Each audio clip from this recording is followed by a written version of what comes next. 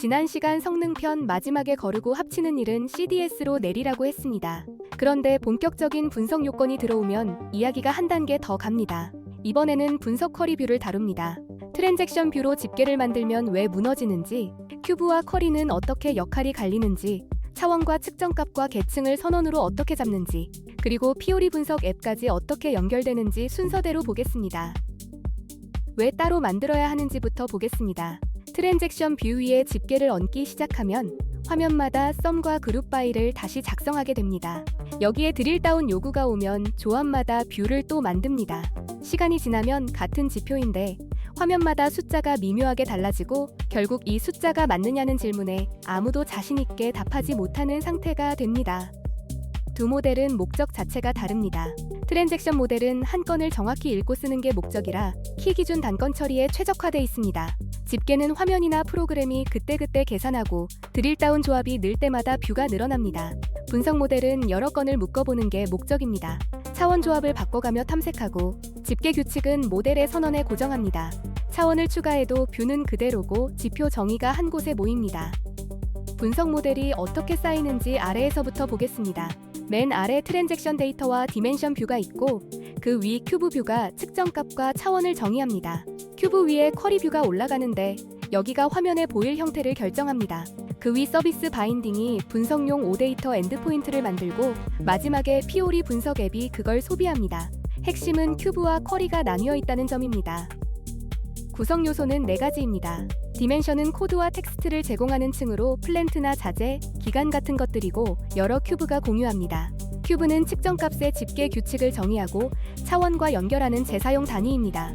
쿼리는 행과 열 배치, 필터와 변수를 정해 화면에 보이는 층을 만듭니다. 측정값은 합계나 평균 같은 기본 집계부터 계산 측정값과 제한 측정값까지 포함합니다. 첫 단계는 큐브 뷰입니다. 1번의 데이터 카테고리 큐브 선언이 이 뷰를 분석 엔진의 진입점으로 만듭니다. 5번은 차원 뷰 연결이고 이걸로 코드에 텍스트가 붙습니다. 9번처럼 차원으로 쓸 필드는 키로 선언하고 1, 3번의 디폴트 어그리게이션이 집계 방식을 필드에 고정합니다. 이게 핵심인데 합계로 볼지 평균으로 볼지를 화면마다 다시 정하지 않고 모델이 정해줍니다. 16번은 건수를 세는 측정값입니다. 두 번째는 디멘션 뷰입니다.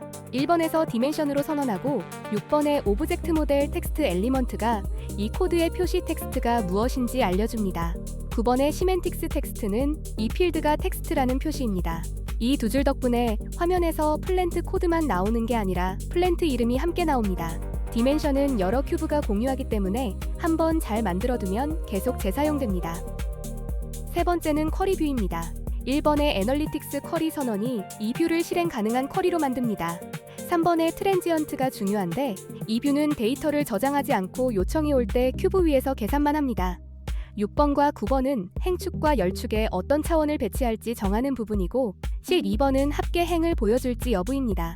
화면 레이아웃이 코드가 아니라 선언으로 결정된다는 게 핵심입니다. 여기서 많이 걸립니다. 1번처럼 큐브라고 선언만 해서는 부족합니다. 쿼리 뷰가 큐브를 프로젝션하려면 그 큐브가 릴리즈되어 있어야 합니다. 10번을 보면 릴리즈는 코드에 쓰는 게 아니라 ADT에서 우클릭으로 하는 동작입니다. 12번의 C1 계약이 클라우드 개발에서 이 뷰를 쓸 수 있게 열어줍니다. 릴리즈하지 않은 채로 쿼리를 활성화하면 15번처럼 릴리즈되지 않았다는 오류가 나면서 활성화가 실패합니다. 특히 큐브와 쿼리가 서로 다른 소프트웨어 컴포넌트에 있으면 반드시 걸립니다.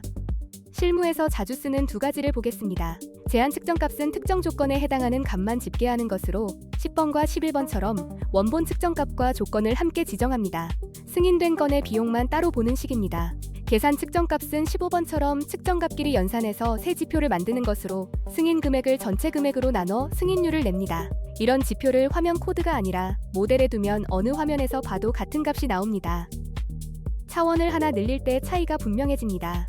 트랜잭션 뷰로 만들었다면 새 조합마다 뷰를 추가하고 그룹 바이 목록을 수정해야 하며 기존 화면에 영향이 없는지 회귀 테스트도 필요합니다. 큐브와 쿼리로 나눠뒀다면 큐브에 차원 하나를 추가하고 쿼리에서 축만 바꿔 배치하면 끝입니다. 기존 쿼리는 영향받지 않고 지표 정의는 여전히 큐브 한 곳에 있습니다. 분석 화면은 대개 기간이나 조직을 먼저 고르고 들어갑니다. 3번처럼 파라미터를 선언하면 사용자가 값을 입력하는 변수가 되고 4번의 기본값 설정으로 초기 값을 지정할 수 있습니다.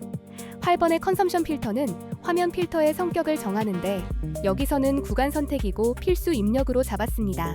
이렇게 선언해두면 피오리 화면에 필터바가 자동으로 만들어집니다. 활성화와 확인 흐름입니다. 큐브를 활성화하면 데이터 카테고리와 측정값 목록이 나오고 쿼리를 활성화하면 축 배치가 표시됩니다. 마지막으로 ADT의 분석 미리 보기를 열면 실제 집계 결과를 볼 수 있고 행과 열을 드래그해 축을 바꿔가며 확인할 수 있습니다. 화면 앱을 만들기 전에 여기서 숫자가 맞는지 먼저 검증하는 게 순서입니다. 지금까지 나온 어노테이션을 표로 정리했습니다. 데이터 카테고리 큐브와 디멘션이 각 층을 선언하고 애널리틱스 쿼리가 실행 가능한 쿼리로 표시합니다. 디폴트 어그리게이션이 집계 방식을 고정하고 오브젝트 모델 텍스트 엘리먼트가 코드에 텍스트를 붙입니다. 쿼리 쪽에서는 축 배치와 계산식, 필터 성격을 지정합니다. 이 8개만 알면 기본 분석 모델은 만들 수 있습니다. 자주 걸리는 것들을 정리하겠습니다. 가장 먼저 만나는 건 릴리즈입니다. 큐브를 릴리즈하지 않으면 쿼리뷰 활성화 자체가 실패합니다. 그 다음으로 큐브에서 차원으로 쓸 필드를 키로 선언하지 않으면 축에 올릴 수 없습니다.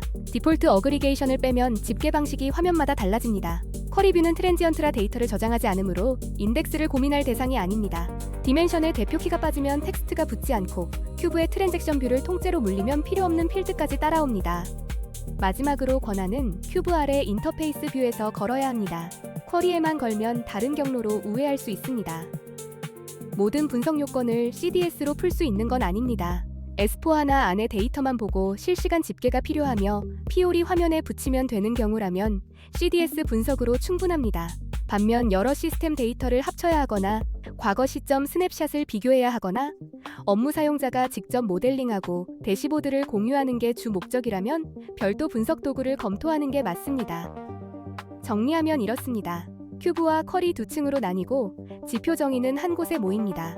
핵심 어노테이션은 8개이고 집계를 위해 직접 작성하는 계산 코드는 0줄입니다. 전부 선언으로 대체됩니다. 오늘 내용을 3문장으로 정리합니다. 첫째, 집계 요건은 트랜잭션 뷰에 얹지 말고 큐브와 쿼리로 나눠 만듭니다. 둘째, 집계 방식과 지표 정의는 모델의 선언의 한 곳에 고정합니다. 셋째, 차원이 늘어도 큐브만 손보면 되고 기존 쿼리는 영향받지 않습니다. 이 구조를 잡아두면 분석 요건이 추가될 때마다 뷰를 새로 만드는 일이 사라집니다. 오늘 영상이 도움이 되셨다면 구독 버튼과 좋아요를 꼭 눌러주세요. 여러분의 응원이 저에게 큰 힘이 됩니다. 다음 시간에는 CDS 어노테이션을 정리합니다.